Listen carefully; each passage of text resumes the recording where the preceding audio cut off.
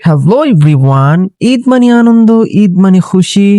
আর এই ঈদই বয়ে আনে সকলের জীবনে আনন্দের একটি মুহূর্ত। কিন্তু প্রবাসীদের মাঝে এই ঈদ আনন্দ হয়ে ওঠে না, কারণ এই ঈদই প্রবাসীদের জীবনে মনে করিয়ে দেয়, হ্যাঁ আমরা প্রবাসী। কিন্তু তা বললে তো আমরা থেমে থাকবো না। প্রতি বছরের ন্যায় এবারও ঈদ এসেছে, কিন্তু ঘরে ফেরা আমাদের প্রবাসীদের হলো না। তার জন্য আমরা প্রবাসীরা যারা বাঙালি আছি, তারা আমাদের ঈদটাকে ঈদুল ঈদের মতো করে উপভোগ করার জন্য সকলে মিলে একটি আয়োজন করতে যাচ্ছি। সেখানে আয়োজন বলতে, ঈদের দিন আমাদের বাঙালি ভাইয়েরা আমাদের দাওয়াত দিচ্ছে, আমাদের দুই বাঙালিকে, আরো অনেক বাঙালিকে দাওয়াত দিচ্ছে। সো তারা 15-16 জন মিলে এই আয়োজনটা করছে। দেখতেই পারতেছেন এখানে কিন্তু কাটাকাটি শুরু হয়ে গেছে। এখানে এগুলো মুরগির গোস, ওখানে এক দল কাটতেছে পেঁয়াজ, মরিচ, টমেটো, আরেক দল পরিষ্কার করতেছে মুরগির গোস। তো দেখতে দেখতেই ঈদ এসে পড়লো, কিন্তু আমাদের কিন্তু ঘরে ফেরা হলো না, যেটা আপনাদের বলতেছিলাম। এই ঈদটা এসেই মনে করিয়ে দেয়, হ্যাঁ তোমরা প্রবাসী। ঈদের সময় সবাই আনন্দ থাকলে একটা প্রবাসীও আনন্দ থাকে না।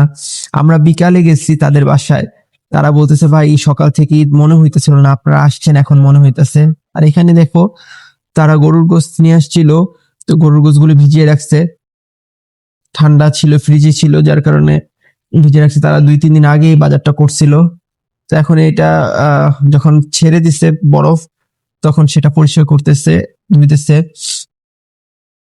তো মূলত এই যে যারা দেখতে পারতেছো, এই ভাইরা কিন্তু অনেক কষ্ট করে, অনেক করে এই বিদেশটা করছে, কাটাইছে।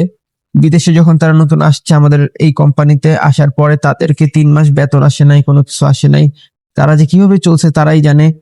তো এখন আল্লাহর রহমত তাদের সবকিছু ঠিক হয়েছে, যার কারণে তারা সব মিলে একত্রে হয়ে, তারা 12-13 জন লোক আছে, তারা একত্রে হয়ে এই আয়োজনটা করছে। তো দেখতে দেখতে কিন্তু সবকিছুই ধোয়া পরিষ্কার করা সব শেষ। এখন এই যে দেখতে পারতেছো, এ কিন্তু বাংলাদেশে বাবুর্চি ছিল, শামীম। সো ও ওরা ওদের মানে পারিবারিক বাবুর্চি বলে না, খানদানি বাবুর্চি এইরকম। ওর বাবাও এই কাজই করতো, ওর দাদাও এই কাজ করতো, এখন ও এই কাজই করছে বাংলাদেশে। এখন এখানে আসছে, বিয়েতে রান্না বান্না সব জায়গায় রান্না বান্না করতো। তো এখন এখানে এসে ফাইসা গেছে। প্রবাসটা যতটা সহজ মনে হয় না, ততটা সহজ না। এই প্রবাসীরা একমাত্র জানে যে কতটা কষ্ট প্রবাসের মাটিতে। একজন প্রবাসীর আত্মা যদি বলতে পারতো, বা তার যদি মুখের ভাষা থাকতো, তারাই তখন দুনিয়ার মানুষ বলতো যে না, একটা প্রবাসীর কতটা কষ্ট। কারণ সেই আত্মাটা চিৎকার করে বলতো যে আমার উপর যে কি কি জুলুম হয়, একজন প্রবাসীর আত্মার উপরে দিয়ে যে কি কি জুলুম হয়। আমাদের বেতন যাও মোটামুটি আছে, কিন্তু আমাদের চেয়ে কমেও বেতন আছে। আমার বেতন কিন্তু বেশি না আহামরি, আমার বেতনও খুবই কম। কিন্তু আমি সেটা নিয়ে টেনশন করি যে আমি কি করব, কিভাবে খাবো, মাস চলবো। আমাদের চেয়েও তাদের বেতন খুব কম। তো আমি এই চিন্তাই করতেছি যে আমরা টেকনিশিয়ান হয়ে আমাদের বেতন এত কম, তারা ক্লিনার হয়ে তাদের বেতন তো আরো কম। তো দেখতে পাচ্ছি একের পর এক মশলা ঢালতেছে, সেই কথাগুলো পরেই বলবো। এখন আমি ফিরে আসি এখানেই, কারণ খাবারে আটকাইতেছি। তো প্রফেশনালি যেটা বলে, ওর কাজ দেখলেই বোঝা যায়।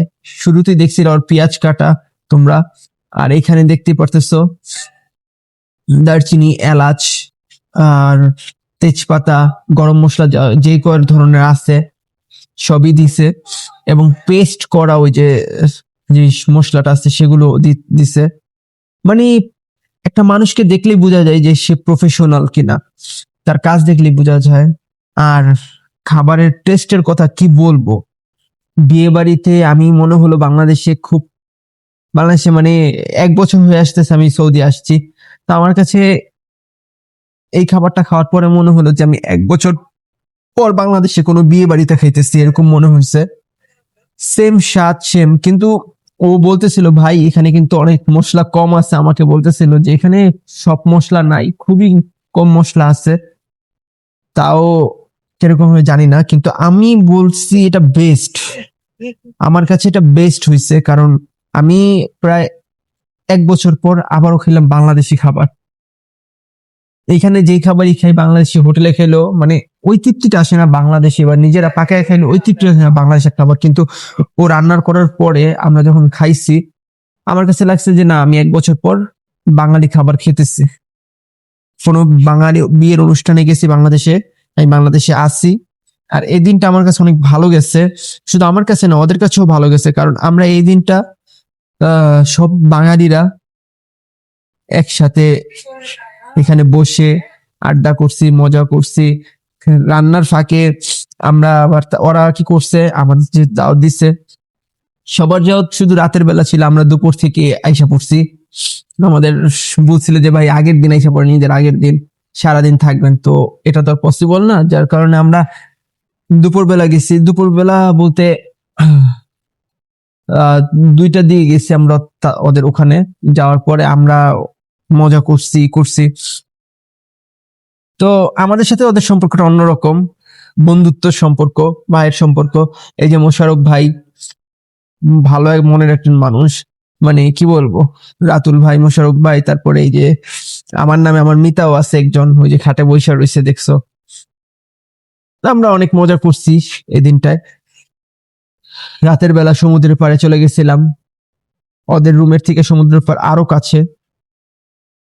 তো এই প্রবাস জীবনে, এটা প্রবাসীদের জীবনে সবচেয়ে বড় জিনিসটাই হলো যে প্রবাসীরা একা একা আহ দিন কাটায়, তার ভিতরে সময় বের করে যখন বাঙালিরা সব একত্র হয়ে একটু মজা করে, এরকম আয়োজন করে, এটাই হলো প্রবাসীদের দিনের মজা।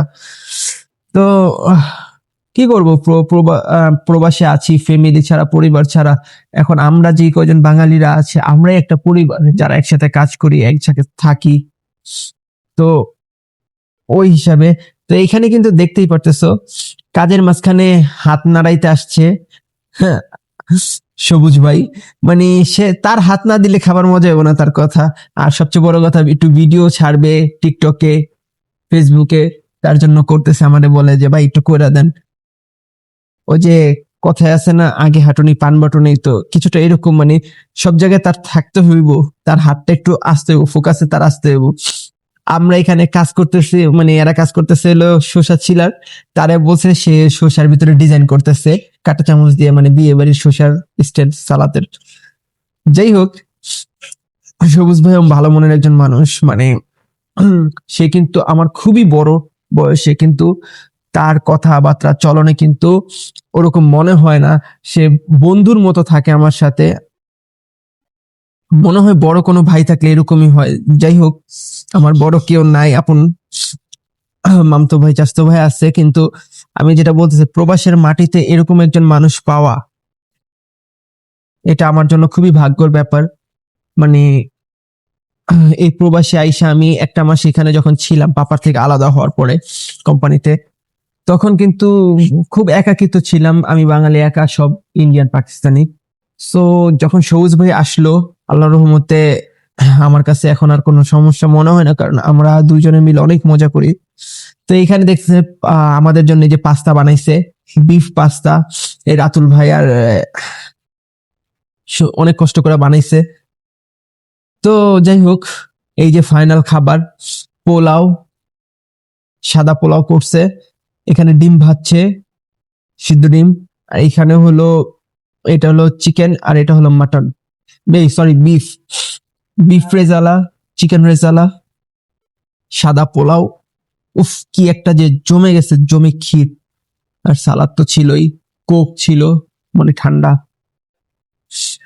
তো জিয়া ভাই দেখেন আমাকে দেখাইতেছে। আপনারা যদি সৌদির মাটিতে যারা থাকেন, জিদান শহরে, কেউ যদি এরকম বাঙালিয়ারা রান্না বান্না করতে মন চায়, বা রান্না বান্না করাইতে মন চায়, বড় আয়োজন করতে, এখানে কিন্তু অনেক মানুষের রান্নার আয়োজন হয়েছে, প্রায় 30 জনের আয়োজন হয়েছে।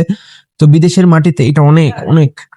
তো তোমরা যদি এরকম কোনো আয়োজন করতে চাও, শামীমের সাথে যোগাযোগ করতে পারো। আর শামীমের সাথে যোগাযোগ করার জন্য আমার হোয়াটসঅ্যাপে মেসেজ করতে পারো, আমার ইউটিউব চ্যানেলের ডিসক্রিপশনে অ্যাবাউট অপশনে যে দেখবা হোয়াটসঅ্যাপ নাম্বার আছে, হোয়াটসঅ্যাপ লিংক করা আছে, ইমেল আইডি আছে, যে কোনো এক জায়গায় মেসেজ করলে শামীমকে পেয়ে যাবে তোমরা।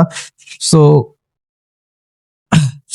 দেখাইতেছে এটা হলো বাবুর্চি, আর এটা হলো বাবুর্চির হেল্পার, মানে এই যে শামীম বাবুর্চি আর এটা হলো বাবুর্চির হেল্পার, আর সবুজ ভাই 3 নম্বর হেল্পার। তো যাই হোক, তো ফাইনালি সবার খাবার শেষে আমরা খেতে বসে গেলাম। তো আমাদের এখানে সবার আগে খাবার ঢালা হয়েছে। এই প্রবাসের মাটিতে না এই যে এরকম ভাবে খাবার বিছানো হয়, খাবার খাওয়া হয়, এই যে দেখতেই পারতেছ আমরা খাইতেছি। যাক, আল্লাহ তাআলা প্রবাসের মাটিতে এত মজার একটি দিন পার করতে দিচ্ছে।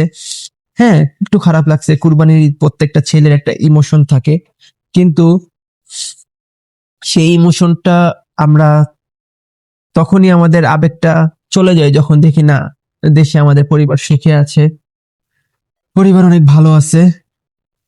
তো যাই হোক, দেখতে দেখতে বিদায়ের ঘন্টি বেজে গেল। আজকে চলে যাব। এই যে আমাদের খাবারের পরে এই যে লাস্ট টিম, ওরা 6 জন মিলে অনেক কষ্ট করছে, এই 6 জনে খাইতেছে। তো যাই হোক, শেষমেশে তারা গোস্ত পায় নাই, ডিম পায় নাই, ঝোল দিয়ে খাইছে।